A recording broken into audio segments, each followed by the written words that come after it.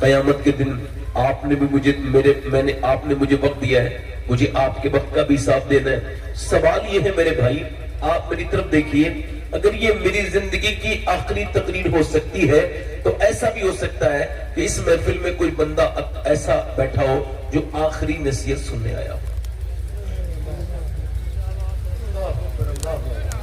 بولو، ہو سکتا ہے نا؟ ہو سکتا ہے نا؟ اچھا، کبھی آپ نے دیکھا کسی بے نمازی کو؟ وہ مرنے والا تھا، وہ مرنے والا تھا، اور مرنے سے پہلے بے نمازی سے کسی نے موت کا فرشتہ آیا ہو اور اس نے کہا توبہ کر لے، کل مر جائے گا، آج توبہ کر لے۔ کبھی دیکھا آپ نے؟ جلدی بولو، کبھی دیکھا آپ نے ایسے بندے کو جو نماز نہیں پڑھتا تھا مگر ایک دن پہلے اس کے موبائل پہ کوئی او ٹی پی آیا ہو کہ اس کے نمبر بتاؤ پھر تمہاری موت کنفرم ہو جائے گی؟ کبھی آپ نے ایسا دیکھا؟ نہیں دیکھا نا؟ موت او ٹی پی فیل نہیں کراتی، موت انسان کو وقت نہیں دیتی۔ میری طرف دیکھیے، بے نمازی جب مرے گا حضور فرماتے ہیں اتنی پیاس لگے گی، اتنی پیاس لگے گی کہ 7 سمندروں کا پانی بھی پی لے تو اس کی پیاس نہیں بجھے گی۔ جو اپنے رب کے حضور جھکتا نہیں، اللہ کی عبادت نہیں کرتا، نماز میں سر نہیں جھکاتا، وہ ذلیل ہو کے مرے گا، اس کا چہرہ مسخ ہو جائے گا۔ مرنے سے پہلے اس کو اتنی پیاس لگے گی 7 سمندروں کا پانی بھی پیے گا، اس کی پیاس نہیں بجھے گی۔ جو اپنے رب کے سامنے جھکتا نہیں ہے، اب میری طرف دیکھیے اور غور کیجئے، انسان نے کیا کیا؟ یہاں کا معاملہ عجیب ہو گیا ہے۔ ایک آدمی عرس کرنے جا رہا ہے، 100 کلومیٹر، 200 کلومیٹر، 300 کلومیٹر، 500 کلومیٹر، مگر ایک وقت کی بھی نماز اس نے نہیں پڑھی۔ اللہ اکبر! وہ اجمیر تک چلا گیا، اس کی گاڑی رکی تو تاج محل تو آگرے کا اس نے دیکھا، اس نے تاج محل بھی دیکھا، اس نے عامر کا قلعہ بھی دیکھا، اس نے جگہ جگہ رک کر ریسٹورنٹ میں کھانے بھی کھائے، مگر وہ ہوٹل میں بھی اجمیر میں رہا، مگر ایک وقت کی بھی نماز اس نے نہیں پڑھی، اور اسے ایسا لگتا ہے کہ وہ اجمیر کے خواجہ کو راضی کرنے کے لیے جا رہا ہے۔ یہ بالکل بدتمیزی اور بے وقوفی ہے، اور یہ اس سے کیا مطلب ہے غریب نواز کے فیض سے؟ میرے بھائی، یہ کون سی محبت ہے؟ یہ بتاؤ کتنے عرس مل کے ایک فرض نماز کے برابر ہو سکتے ہیں؟ آپ سب مجھے بتاؤ کتنے عرس مل کے ایک فرض نماز کے برابر ہو سکتے ہیں؟ پیر کی محبت اتنی کہ اس کی محبت میں 500 کلومیٹر، 600 کلومیٹر، 800 کلومیٹر رات کو جاگ رہا ہے، نیند نہیں آ رہی ہے، مگر پھر بھی کہہ رہے ہیں بھائی مجھے اپنے پیر کے عرس میں جانا ہے۔ پیر کو اہمیت ہے مگر نماز کو اہمیت نہیں۔ اجمیر جانے والے تجھے پتا بھی ہے اجمیر کا راجہ میرا خواجہ عطا رسول ہندل ولی ہندوستان کی سرزمین پہ جب چل رہے ہیں آپ کے پاؤں میں چھالے پڑ گئے، پھر وہ پھوٹ گئے، پھر ان میں زخم بن گئے، مگر پھر بھی چلتے ہیں۔ آپ کے پاؤں سے خون نکلنے لگا، مریدوں نے حضور آرام کر لے، اس کا علاج کرا لے، ٹریٹمنٹ کر لے، پاؤں میں زخم ہو گئے ہیں، تھوڑا آرام کر لے۔ عطا رسول معین الدین چشتی نے فرمایا او میرے لوگوں، جب تک میرے نانا کا دین کا پیغام جب تک پورے ہندوستان کے گھر گھر میں نہیں پہنچے گا، معین الدین آرام سے نہیں بیٹھے۔ بیٹھو، نعرہ ہی لگاؤ، دور سے بول، بس خواجہ آپ ہی لگاؤ نعرہ تکبیر، نعرہ رسالت۔ دور سے بولو، اب بنا نعرہ کی تقریر سنو، ذرا دل لگا کے بولو۔ میں چاہتا ہوں زیادہ باتیں کر لوں، دل لگا کے بولو۔ یہ کون سی محبت ہے کہ اجمیر محبت لے گئی، مسجد میں نہیں گیا آدمی؟ اور یہ کون سا پیر ہے؟ اور یہ آج کل پیروں کا معاملہ سب کو نہیں کہہ رہا ہوں مگر جنہیں برا لگے پیروں کو انہیں ضرور کہہ رہا ہوں۔ پیر لوگ یہ کہتے ہیں بھائی تم میرے مرید ہو گئے، قیامت کے دن میرے ساتھ اٹھو گے، نہ یہ دیکھیں گے یہ کھاتا کیسا ہے، نہ یہ دیکھیں گے کماتا کیا ہے، نہ یہ دیکھیں گے کہ حرام ہے، نہ یہ دیکھیں گے کہ نمازی ہے کہ نہیں، بس تو میرے ساتھ اٹھے گا۔ تو سن، تیرے پیر نے تو یہ کہا تو اس کے ساتھ اٹھے گا، حالانکہ تو بے نمازی ہے، تیرے پیر کی بات کی کوئی حیثیت نہیں۔ میرے آقا فرماتے بے نمازی قیامت کے دن فرعون کے ساتھ اٹھے گا۔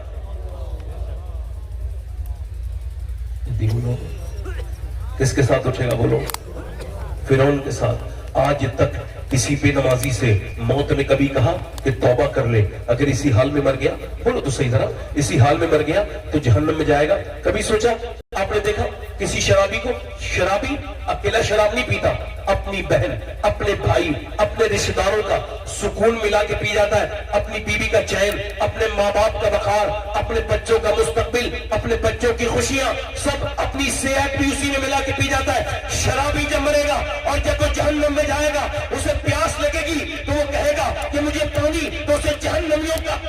پیا جائے گا، جسے پی کر کے اس کا پورا جسم کی کھال اتر جائے گی، مگر پھر بھی وہ پیے گا۔ مگر آج تک کسی شرابی سے موت نے یہ نہیں کہا کہ تو توبہ کر لے، اگر اسی حال میں مر گیا تو تجھے اللہ کے جواب دینا ہوگا۔ مگر کبھی نہیں کسی نے مہلت دی گئی، کبھی ماں باپ سے بدتمیزی کرنے والے انسان سے کبھی موت نے کہا ہو، کبھی کوئی فرشتہ آیا ہو تو بتائے کہ بھئی تم توبہ کر لو، اگر اسی حال میں مر جاؤ گے تو پھر جہنم میں جاؤ گے۔ اور بتاؤ کبھی آپ نے دیکھا، جلدی بتاؤ کبھی بے نمازی کو دیکھا، کبھی کوئی مہلت دیتی ہے؟ اب اگر آپ چاہو تو میری پوری تقریر بھول جانا، مگر میرے شیخ محی الدین عبد القادر جیلانی، میرے غوث العظم عبد القادر جیلانی، میرے غوث العظم کی یہ بات اپنے دلوں پہ لکھو۔ میری بہنوں، آپ اپنے موبائلوں میں آپ اپنے گھروں میں لکھواؤ، آپ اپنے گھروں میں لکھواؤ، آپ اپنے موبائلوں کے اسٹیٹس پہ لگاؤ، آپ اپنے گھروں میں لکھواؤ، آپ اپنی گاڑیوں میں لکھواؤ، تاکہ آپ کو یہ بات یاد رہے اور آپ کو آخرت کی یاد آتی رہے۔ سیدنا شیخ محی الدین عبد القادر جیلانی غوث العظم فرماتے ہیں کہ موت تجھے حال بدلنے نہیں دے گی۔ میرے ساتھ ذرا بولو، موت تجھے حال بدلنے نہیں دے گی۔ پورا مجمع ایک زبان ہو کے یہ دہرائے، موت تجھے حال بدلنے نہیں دے گی۔ جس حال میں مرنا چاہتا ہے اسی میں جینا شروع کر دے۔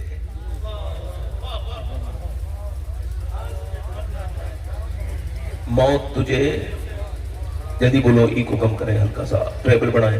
موت تجھے حال بدلنے، اے میرے بھائی، اے میرے نوجوان، اے میرے دوست، اللہ فرماتا ہے الحاکم التکاثر حتی زرتم المقابر، تمہیں غافل رکھا مال کی زیادہ طلبی نے۔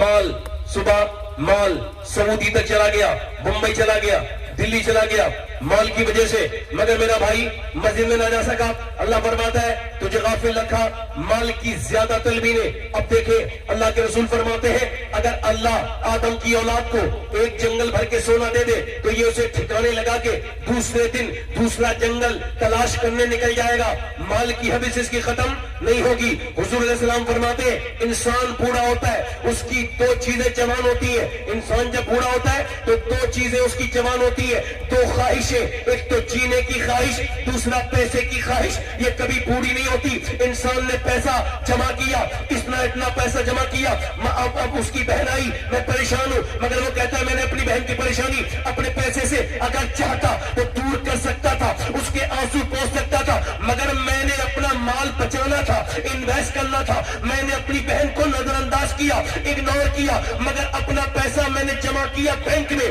میرا بھائی پریشان تھا، میں چاہتا تو اسے دے سکتا تھا، مگر میں نے اپنا پیسہ بچایا اور زمین لے لی۔ میں نے یتیموں کو چاہتا تو میں ان کے آنسو پوچھ سکتا تھا۔ مجھے ایسے یتیموں کے بارے میں علم تھا جن کے پاس کتابیں نہیں، جن کے پاس گھر کے کپڑے نہیں۔ میں ایسی بیواؤں کو جانتا تھا جو اپنے بچوں کو کھانا نہیں کھلا پا رہی تھی، مگر میں نے ان سب کو نظر انداز کر کے اپنے پلاٹنگ میں پیسہ لگایا تاکہ میرا پیسہ بچ جائے۔ میں نے پیسہ نہیں دیا، میں نے مدرسے کو نہیں دیا، میں نے مسجد کو نہیں دیا۔ اچھا وہ کہتا ہے میں نے اپنا پیسہ بچایا۔ میرے بھائی تو کیا سمجھتا ہے تو نے جو بینک میں پیسہ جمع کیا ہے یہ تیرا پیسہ بچ گیا؟ نہیں نہیں نہیں نہیں میرے بھائی، یہ تیرا پیسہ نہیں بچا۔ جو تو نے زمین میں خرچ کیا وہ پیسہ بچ گیا؟ نہیں نہیں نہیں۔ جو تو نے پلاٹنگ میں انویسٹ کیا وہ تیرا پیسہ بچ گیا؟ نہیں نہیں نہیں میرے بھائی، یہ تیری غلط فہمی ہے۔ امی عائشہ صدیقہ فرماتی ہے اللہ کے رسول نے بکری کو ذبح کروایا اور اس کے بعد آپ نے اسے تقسیم کروا دیا۔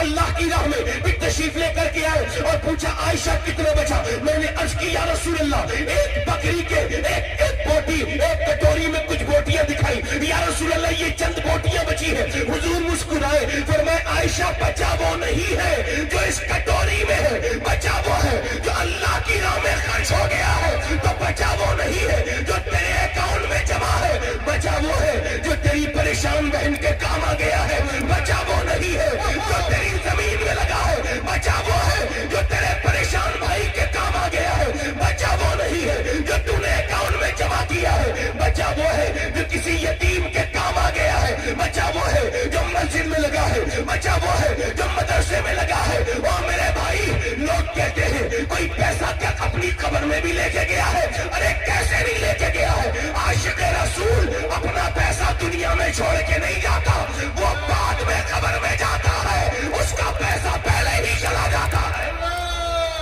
اللہ اللہ اللہ اللہ اللہ،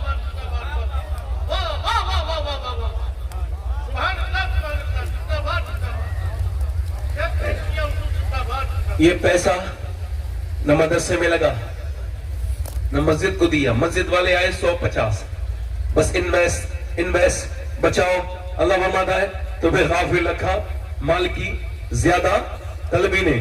الہاکم التکاثر حتی زرتم المقابر. اور پھر کیا ہوا؟ پھر تم مر گئے, قبروں تک آ گئے, تم نے قبروں کے منہ دیکھ لیے. حتی زرتم المقابر, پھر تم قبروں کے تم نے منہ دیکھ لیے. آگے کیا فرماتا ہے؟ ایسے تھوڑی چھوڑ جاؤ گے.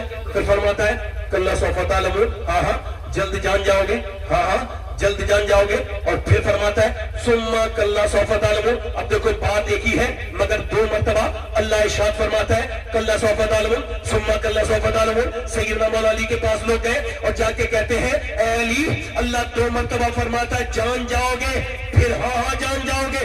یہ 2 مرتبہ کا کیا حکمت ہے؟ مولا کائنات بولے ڈرو اللہ سے اور اس کے سامنے سہم جاؤ.